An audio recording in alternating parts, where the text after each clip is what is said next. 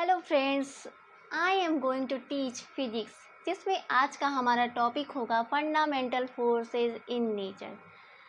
उससे पहले this is Anjali, welcome to Anjali education official पर। आई होप आप सभी अच्छे होंगे और इसकी पहली वीडियो लेक्चर आप सभी ने बेसिक फिजिक्स वाली देखी होगी।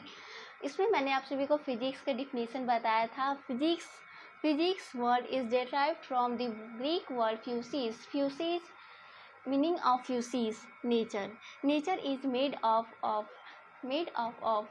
matter and energy.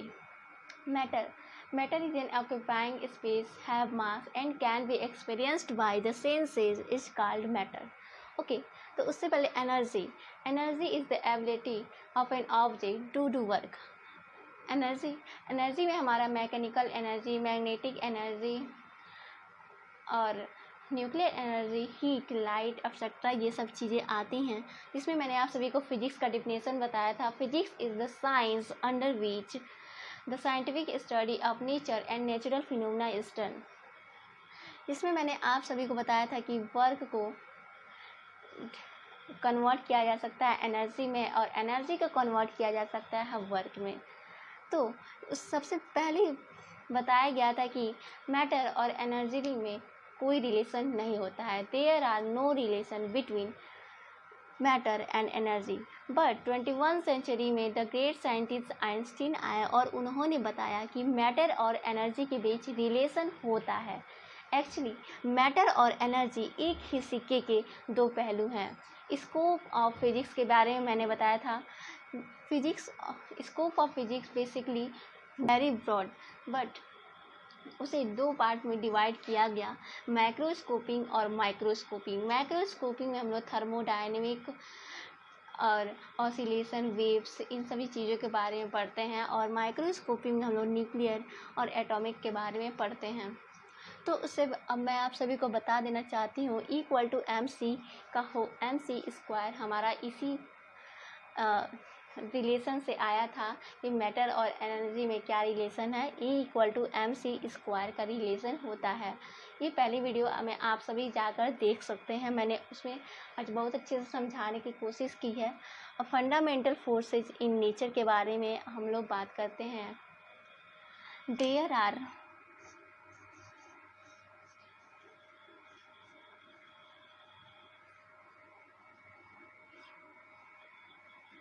basically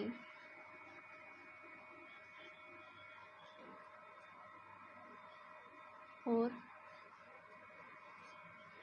types of forces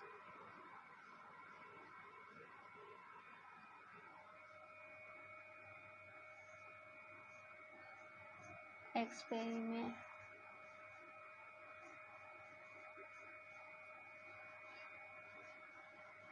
various phenomena in nature। मतलब कि पहले क्या, अभी भी प्रकृति में जो विभिन्न घटनाएं होती हैं वो बल को ही अनुभव कराती हैं। जैसे कि किसी वस्तु को खींचना या ढकेलना या किसी दो पत्थरों का आपस में टकराना, इसमें क्या हो रहा है, बल का अनुभव हो रहा है। इसलिए नेचर में हमारे 4 टाइप्स के फोर्सेस अनुभव किए गए हैं, जिसमें हमारा फर्स्ट है ग्रेविटेशनल फोर्स। Gravitational force.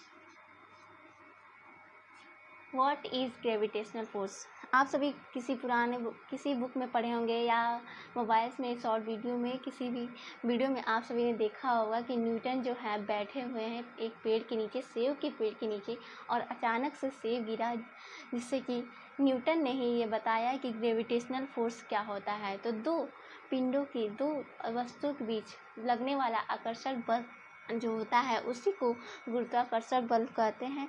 अब हम गुरुत्वाकर्षण बल के बारे में पढ़ेंगे और उसकी डिफिनेशन जानेंगे क्या होता है। Gravitational force is the attractive forces between any two particles of the universe due to mass. Newton presented the correct concept of this force that is always attractive. यानी कि दो वस्तुओं के बीच जो एनी टू पार्टिकल्स के बीच मास के due to mass के कारण जो आकर्षण बल लगता है उसे ही हम लोग ग्रेविटेशनल फोर्स कहते हैं. The Newton presented the correct concept. Newton ने एकदम करेक्ट कॉन्सेप्ट प्रेजेंट किया था. The value of the force of gravity between the particles of mass m1 and m2 located at a distance r is formed by the following formula.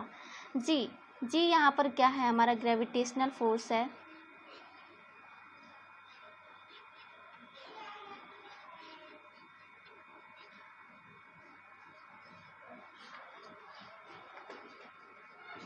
इसे ये हमारा यहाँ पे universal constant है. Universal constant इसकी value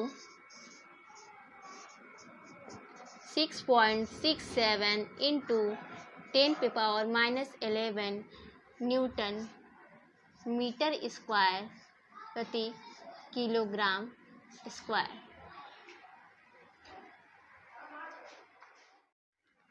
electromagnetic force क्या होते हैं? This force is the attractive और repulsive force acting between two charge particle. When charge particle are rest they produce electric field. यानी कि दो चार्ज पार्टिकल होते हैं उनके बीच अट्रैक्टिव या रिपल्सिव फोर्स लगता है, उसे ही हम लोग इलेक्ट्रोमैग्नेटिक फोर्स कहते हैं. When charge particle are rest, जब चार्ज पार्टिकल रेस्ट में यानी कि विरामावस्था में रहते हैं, दे प्रोड्यूस इलेक्ट्रिक इफेक्ट. तो वह क्या करते हैं? इलेक्ट्रिक इफेक्ट प्रोड्यूस करते हैं. When two particles of Q1 and Q2 are located at a distance r, जब Q1 and Q2 particle r distance पे होते हैं, then the value of the electric force acting between them is obtained from Coulomb's law. तो ये क्या करते हैं? Coulomb's law की तरह एक्ट करते हैं. When charge in motion they produce an electric and magnetic field.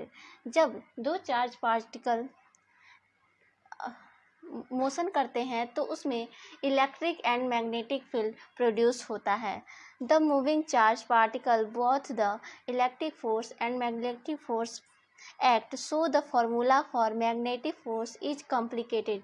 जब इलेक्ट्रिक फील्ड और electric force and magnetic force act करता है तो बहुत ही कॉम्प्लिकेटेड हो जाता है. Electric and magnetic effect are related to each other. Electric and magnetic field relate करते हैं एक दूसरे से. Therefore the net between two charge particle is called electromagnetic.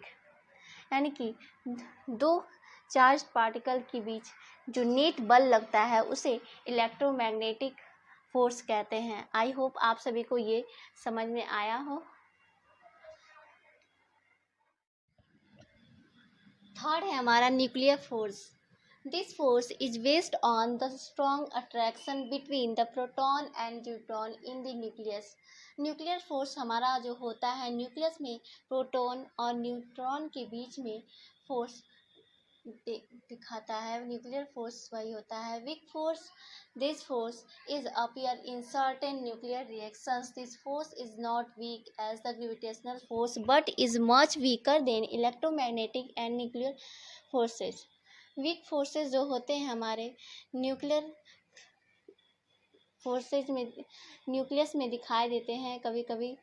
This force is not weak gravitational force. यह जो force होते हैं gravitational force से वीक नहीं होते हैं, but is much weaker then electromagnetic and nuclear forces.